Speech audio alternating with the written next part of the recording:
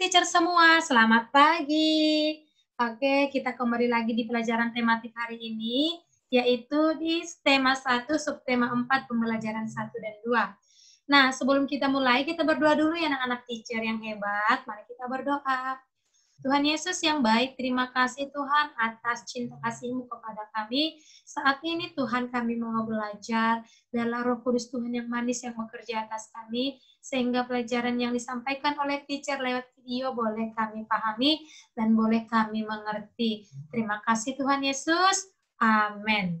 Baiklah anak-anak teacher, kita belajar yaitu tentang pertumbuhan dan perkembangan tumbuhan. Kalau kemarin pertumbuhan dan perkembangan manusia, faktor-faktornya apa aja, dan setelah itu pertumbuhan dan perkembangan hewan, faktor-faktornya apa saja, dan yang terakhir adalah pertumbuhan dan perkembangan tumbuhan.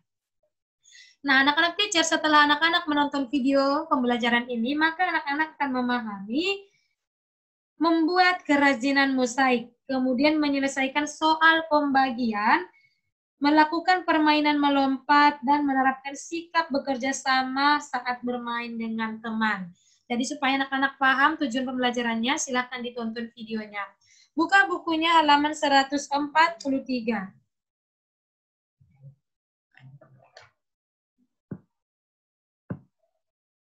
Oke, pertumbuhan dan perkembangan tumbuhan. Nah, kita baca. Tumbuhan sama halnya dengan manusia dan juga hewan ya atau makhluk hidup. Ya, dan tumbuhan itu memiliki manfaat yang sangat besar bagi manusia. Kegiatan menjaga dan melestarikan tumbuhan sama dengan menjaga alam sekitar. Salah satu kegiatan menjaga alam yang bisa kita lakukan adalah merawat tumbuhan. Jumlah tumbuhan meningkat karena berkembang biak. Nah, perkembangbiakan tumbuhan dapat terjadi secara alami dan dengan bantuan manusia. Maka kita akan belajar tentang perkembangbiakan pada tumbuhan. Ada dua cara ya anak teacher ya. Yang pertama itu adalah secara alami atau tanpa sentuhan manusia. Dan dengan bantuan manusia atau manusia yang membuat sehingga tanaman atau tumbuhan itu berkembang biak. Oke, kita lanjut. Nah, mari kita mempelajari perkembangbiakan pertumbuhan serta cara merawat tumbuhan. Ini dia. Lihatlah Siti. Oke, atau Ibu Siti, dia sedang merawat tumbuhan. Perhatikan gambar berikut, kemudian bacalah dengan nyaring teks di bawahnya.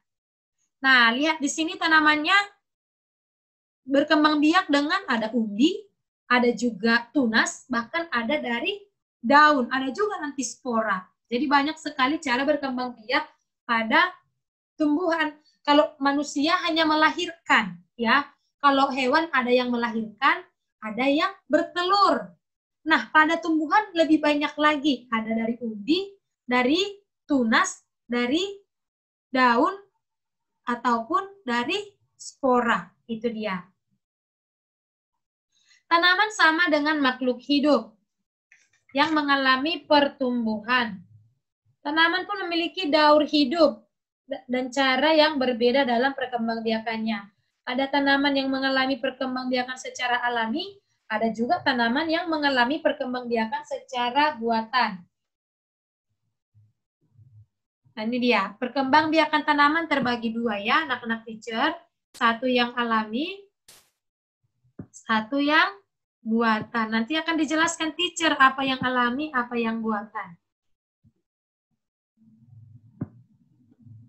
Oke, jadi tetap ditonton videonya. Perkembangbiakan alami artinya perkembangbiakan tumbuhan tanpa adanya bantuan manusia. Jadi tidak ada hubungannya dengan manusia. Contohnya perkembangbiakan biji, tunas, umbi, dan spora. Inilah dia perkembangbiakan secara alami. Ada 4 tahap di sini disebutkan. Biji, tunas, umbi, dan spora. Ya. Nah, kita jelaskan lagi. Biji itu apa saja contohnya? Ini dia, perkembangbiakan biji contohnya adalah pohon mangga, jeruk, semangka, rambutan. Mereka ditanam itu adalah bijinya, sehingga bijinya bertumbuh dan berkembang biak. Setelah biji katanya disebut tadi ada tunas. Contoh tanaman yang berkembang biak dengan tunas, ya ini, cocor bebek, pisang, bambu, dan lain-lain. Inilah tanaman yang berkembang biak secara tunas. Selain itu tadi yang ketiga adalah umbi. Contoh tanaman yang berkembang biak dengan umbi, ini dia. Ada wortel, ada lobak, bawang, singkong, bakung, dan lain-lain. Perlu diingat ya nak ya. Kemudian yang terakhir adalah dengan spora. Contoh tanaman yang berkembang biak secara spora. Oh, itu ada di ini dia. Nah, tanaman pakis seperti ini ya. Ini dia secara spora. Nah, itulah perkembangbiakan secara alami. Selanjutnya, teacher akan menjelaskan perkembangbiakan buatan atau dia berkembang biak karena dibuat oleh manusia. Contohnya adalah mencangkok. Perkembangbiakan dengan bantuan manusia adalah mencangkok. Ini prosesnya. Yang pertama, yang kedua, yang ketiga, dan yang keempat. Di situ ada semua dijelaskan ya. Mulai tahap-tahapnya ada dituliskan. Dari kayu ya, dari batangnya, kemudian dahannya, dibuat seperti itu. Nah, untuk lebih jelasnya anak-anak teacher boleh searching-searching di YouTube bagaimana itu cara mencangkok. Oke? Nah, selanjutnya kita lanjut buku kita halaman 147. Daun apakah gambar di samping? Ya, yang pertama adalah daun cocor bebek. Bagaimana cara perkembangbiakannya? Ya, dengan tunas. Sementara daun yang satu lagi adalah daun mangga. Bagaimana cara berkembang biaknya? Dengan bijinya. Paham ya? Daun kering dapat juga digunakan sebagai hiasan ya, daun-daun kering ya, daun pepaya atau daun jambu atau daun pokat atau daun mangga dan lain-lain, daun ceri. Itu bisa kita gunakan hiasan ya, daun-daun kering, tapi kering dia enak yang jatuh itu ya. Menghias gambar dengan tempelan daun kering disebut juga kerajinan mosaik. Jadi dengan daun-daun atau biji-bijian ya dari bahan alam itu disebut dengan mosaik. Contohnya apa, teacher? Kerajinan mosaik ini dia. Nah, biji dan juga daun kering. Nah, lihatlah gambar burung ini, kupu-kupu. Itu adalah terbuat dari daun-daun kering yang sudah jatuh. Sementara gambar yang di samping ini dari biji-bijian, dari kacang atau beras, kacang-kacangan ya, kacang merah, kacang kedelai, atau kacang hijau, dan juga dari jagung. Ini dia, lihatlah hewan berikut ini. Ya, itu dari kacang kedelai, campurannya kacang merah juga bisa ya. Bunga yang di sampingnya juga itu dari kacang-kacangan. Nah, anak teacher pasti sudah pernah dong membuat seperti ini waktu di kelas 1. Sudah ya. Itulah dia yang disebut dengan mosaik. Oke, untuk tugasnya itu anak teacher buka buku SPS ya. Buku SPS atau buku matematikanya halaman 20. Halaman 20, nomor 2 dan nomor 3. Di sana ada nomor 1, nomor 2, 3, 4. Tapi yang kamu kerjakan adalah nomor 2 dan nomor 3. Kamu tuliskan di buku tulis. Nomor 2 dan nomor 3. Nomor 2, A sampai E, tapi nomor 3 A dan B saja. Ya, A dan B. Nomor 3 A dan B. Nomor 2 A, B, C, D, E. Nomor 3 hanya A dan B. Pindahkan di buku tulis. Nah, untuk kita lanjut lagi buku kita. Buku tematiknya halaman 150. Kita belajar pembagian. Ya, pembagian. Nah, silahkan ditonton videonya. Di sini teacher jelaskan. Pembagian bilangan itu nanti teacher ajarkan ada 2. Yang pertama adalah pembagian pengurangan berulang. Dan yang kedua, pembagian dengan cara bersusun pendek. Jadi tonton videonya berikut, oke? Yaitu yang pertama adalah pembagian sebagai pengurangan berulang. ya, pembagian itu sama artinya dengan pengurangan yang berulang. Coba perhatikan contoh berikut. Di sini teacher menuliskan, ibu memiliki 8 stiker bintang dan ibu akan membagikan sama banyak kepada si Edo dan kepada si Dayu. Nah, pertanyaannya, berapa stikerkah yang diperoleh setiap anak? Berapa stiker yang diperoleh oleh Edo dan berapa stiker yang diperoleh oleh Dayu? Untuk itu, lihat penjelasan teacher. Pertama, ada 8 stiker. 1, 2, 3, 4, 5, 6, 7, 8. Ini kita bagi rata kepada Edo dan Dayu. Nah, kita hitung ya. Ini untuk Edo 1 dan yang ini untuk si Dayu. Masing-masing 1. Selanjutnya yang ini. Ini untuk si Edo dan yang ini untuk si Dayu. Oke, 2 ya. Nah, selanjutnya yang ini buat si Edo dan yang ini buat si Dayu. Yang ini buat Edo dan yang terakhir ini buat si Dayu. Di sini sudah kita bisa melihat masing-masing mereka memperoleh 4 bintang ya, 4 stiker. Tapi kita harus mengerjakannya dengan pengurangan berulang. Contohnya adalah anak-anak lihat dulu ada berapa jumlah stiker. Ada 8. Maka ini kita buat pengurangan berulang. Ada berapa jumlah anak yang mau dibagikan? Ada 2. Maka kita harus membuat pengurangan sampai dia 0. Ya, hasilnya 0. Maka 8 stiker dikurang 2 anak sama dengan 6. Masih 6 sampai 0 ya. Kemudian 6 dikurang 2, 4. Masih 4, harus 0. Maka 4 dikurang 2 sama dengan 2. Dan yang terakhir 2 dikurang 2 sama dengan 0. Nah, sudah sampai 0. Jangan fokus ke 0-nya, tapi lihat ada berapa pengurangan di sini. Ada berapa kali? Ada 4. 1, 2, 3, 4. Maka di sini teacher tuliskan 8 stiker dibagikan kepada 2 anak sama dengan 4. Bisa? 8 stiker dibagikan kepada 2 anak sama dengan 4. Inilah dia. Maka 8 bagi 2 sama dengan 4.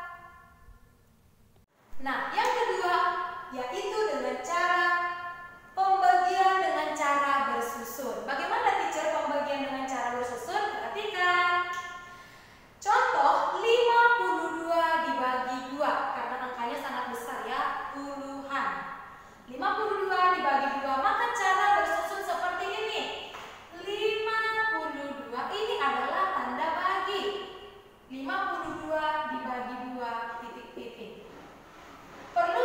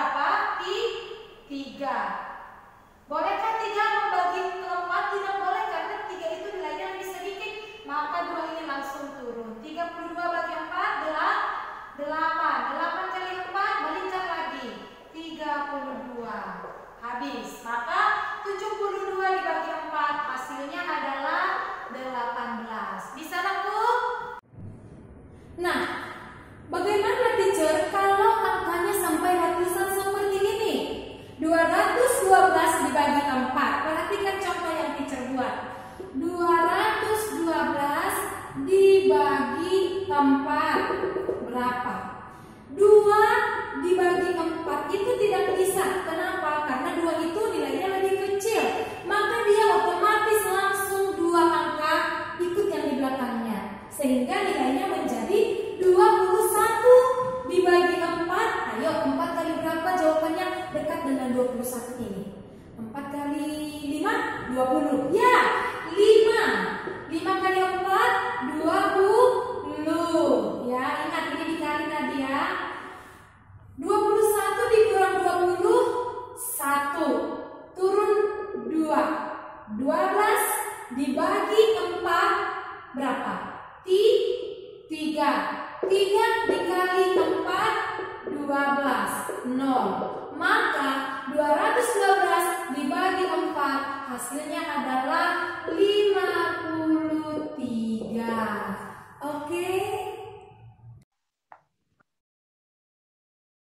Nah, oke anak-anak teacher, sekarang kita masuk ke pembelajaran 2. Buka bukunya halaman 154. Ayo mengamati. Nah, perhatikan bukunya. Perkembangbiakan tumbuhan dengan biji. Jadi di sini dijelaskan lagi ya, dengan biji, tunas, umbi, dan lain-lain. Jika kita lihat buku kita halaman 154, sebagian besar tumbuhan berkembang biak dengan biji. Ya, benar sekali ya. Tumbuhan dewasa akan berbunga dan menghasilkan buah. Di dalam buah itulah terdapat biji. Biji berkembang menjadi tanaman baru. Tanaman baru tumbuh menjadi dewasa dan berbuah. Perputaran tahapan perkembangan tersebut membentuk sebuah siklus atau daur hidup, yaitu daur hidup tumbuhan. Maka perhatikan biji berikut ini ya. Di sini ada biji. Inilah dia yang akan kita tanam. Contohnya ini adalah biji rambutan, contoh ya, atau biji mangga juga boleh. Nah, apa yang terdapat pada biji itu? Kenapa dia bisa bertumbuh? Ternyata yang pertama itu di dalamnya ada embrio atau calon tumbuhan baru. Jadi di dalam biji itu udah ada embrio. Nah, itu ciptaan Tuhan itu sungguh luar biasa sekali ya anak-anak teacher ya. Ada embrio untuk calon tumbuhan baru yang jika kita tanam nih, dia akan tumbuh, maka ada embrio. Setelah itu ada selimut. Ini dia, lihat garisnya ini. Disebut itu selimut biji, gunanya untuk apa ya? Untuk melindungi biji itu, supaya biji itu bertumbuh dengan baik. Dia harus diselimuti atau dilindungi. Selanjutnya, yang ketiga ada, lihat nih yang ada panahnya nih. Ini disebut dengan kotiledon. Nah, apa itu kotiledon, teacher? Yaitu sumber makanan untuk calon tumbuhan baru. Jadi udah ada di dalam kotiledonnya ya, sumber makanannya. Seperti kita di dalam kandungan kan kita nggak makan, kan kita nggak langsung memasukkan makanan ke dalam mulut. Tapi kenapa kita bisa bertumbuh, kenapa kita bisa berkembang?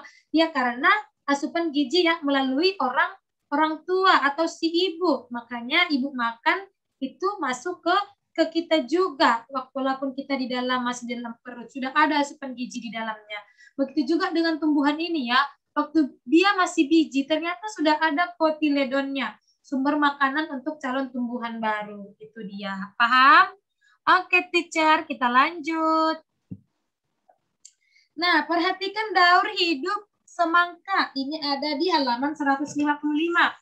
Daur hidup semangka. Oke. Nah, siapa yang pernah melihat tanaman semangka? Teacher udah pernah ya. Teacher udah pernah nanam semangka. Waktu di kampung teacher kita pernah bertanam semangka. Jadi teacher udah tahu. Pertama itu adalah apa coba? Siapa yang tahu?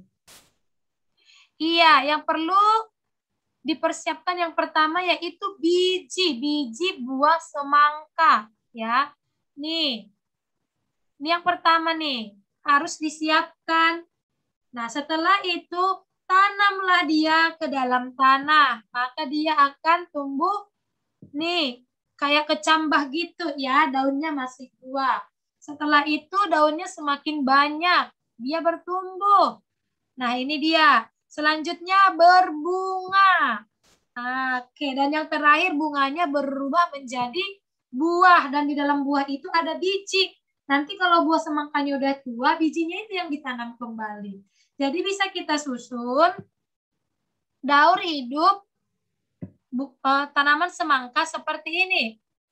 Nah, ini dia biji, coba dilihat biji yang ini tadi, kemudian kecambah, kemudian tumbuh semakin tumbuh dan dia pun berbunga dan dia pun berbuah. Nanti buahnya udah tua, dipanen bijinya, ditanam lagi, berubah menjadi kecambah, kemudian tumbuh semakin tinggi, berbunga, berbuah dan berbiji seperti itu dia ya. Bisa dipahami anak-anak teacher ya? Iya, itu dia. Jadi jangan lupa. Begitu juga dengan tanaman lainnya. Mangga, pokat, jeruk, semuanya dari biji. Oke, selanjutnya kita baca biji. Apa itu biji? Nah, buka buku kamu. Halaman 156.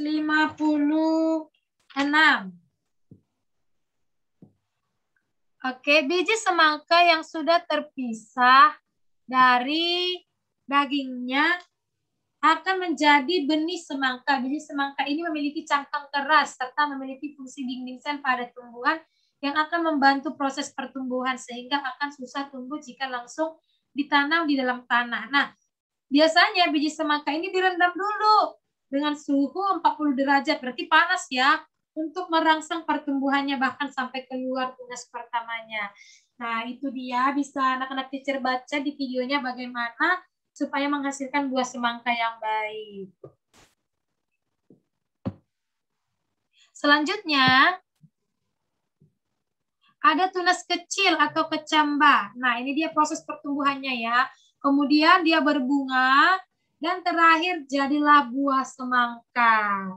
Bisa dipanen, bisa dijual, dimakan, bijinya ditanam lagi. Oke, selanjutnya berkembang biakan tumbuhan dengan tunas. Nah, siapa yang itu tadi tentang biji ya, berkembang biak dengan biji. Kemudian sekarang adalah dengan tunas. Nah, siapa pernah melihat pohon pisang atau tebu atau bambu atau cocor bebek, tanaman bunga cocor bebek? Semua tanaman ini ya berkembang biak dengan cara bertunas ya. Di situ dijelaskan selain dengan biji, tumbuhan berkembang biak dengan tunas. Tunas adalah anak yang tumbuh di dekat tumbuhan induknya. Jadi kalau ada pohon pisang yang tinggi, kemudian ada kecil, dia masih kecil ya tunasnya ya, dan dia biasa berada di samping tumbuhan induknya atau tumbuhan besar. Bambu ya, yang kenal rebung, yang mau makan rebung, dia itu adalah tunas bambu. Suatu saat rebung itu akan berubah menjadi bambu yang besar. Begitu juga dengan tebu dan juga cocor bebek. Ya, itu adalah tanaman yang berkembang biak dengan cara bertunas. Itu dia. Oke, jadi paham ya anak-anak teacher ya. Selanjutnya, kita lanjut ke halaman 157, paling bawah ya. Di situ ada permainan apa coba? Itu terbuat dari bambu loh. Ya, terbuat dari bambu. Namanya adalah permainan lompat bambu. Nah, ini dulu teacher pernah memainkan ini waktu anak SD, waktu teacher anak kelas 3. Alat yang digunakan adalah dari makhluk hidup, yaitu tumbuhan. Nah, permainan lompat bambu ini untuk melatih kekuatan otot, maka diperlukan konsentrasi. Jadi kalau nggak konsentrasi bisa kalah karena harus konsentrasi untuk melompati setiap bambu yang diangkat, digeser oleh teman-temannya. Coba perhatikan halaman 158. Nah, di situ ada cara memainkan permainan lompat bambu ini. Nah, jadi untuk saat ini belum bisa ya, karena kita masih social distancing, masih harus di rumah masing-masing. Nah, ini dia cara bermainnya. Nanti anak-anak boleh baca. Iya, bagaimana cara memainkannya, dibuka, ditutup, bergantian ya, dihentak. Dan harus konsentrasi supaya tidak terjepit kakinya. Oke, nah yang terakhir adalah 159, pentingnya bekerja sama. Nah, untuk apa bekerja sama itu, teacher? Ternyata dalam permainan juga memerlukan kerjasama yang baik antara sesama pemegang bambu maupun pemainnya. Jika tidak ada kerjasama akan membahayakan pemain dan pemegang bambu. Jadi harus bekerja sama. Tidak boleh asal-asalan, nanti kakinya terjepit ya. Tangan pemegang bambu bisa terjepit bambu jika tidak bekerja sama dengan baik. Kaki yang melompat pemain juga akan tersangkut dan terjepit. Jadi yang pegang bambu itu tangannya bisa terjepit, yang sedang melompat kakinya bisa terjepit kalau tidak konsentrasi. Jadi ya. Oke, menjawab pertanyaan halaman 159, teacher sudah kerjakan, kita boleh baca bersama-sama. Apakah kamu bekerja sama dengan teman saat bermain bambu? Misalnya ada permainan, apakah anak-anak teacher bekerja sama? Ya. Nomor 2, bagaimana cara kamu bekerja sama? Kerjasama yang baik antara sesama pemegang bambu agar gerakan harmonis dan tidak membahayakan pemain yang sedang melompat. Apakah cara yang membuat kamu berhasil permainan lompat bambu? Ya, supaya berhasil pastinya banyak berlatih, harus kompak dan konsentrasi. Apa yang membuatmu tidak berhasil dalam permainan lompat bambu? Ya, kenapa kita bisa gagal dalam suatu permainan atau kita tidak menang? Karena tidak berlatih dengan baik dan tidak kompak, menang sendiri dan kurang berkonsentrasi. Jadi perlu sekali kerjasama dengan tim, konsentrasi dan banyak latihan. Baik itu bermain sepak bola, ataupun lompat tali, atau pemain engkla, atau pemain enggrang, ya. Oke, itulah dia pelajaran kita hari ini. Semoga anak-anak teacher tetap belajar di rumah, jaga kesehatan. Oke, itu yang bisa teacher minta jelaskan hari ini. Tetap semangat dan I love you all. Kita berdoa. Bapa di dalam surga, terima kasih Tuhan, kami sudah selesai belajar. Berkatilah hati dan pikiran kami, Tuhan Yesus, supaya pelajaran yang disampaikan teacher boleh kami pahami dan kami semakin pintar, Tuhan Yesus. Terima kasih ya Tuhan. Amin.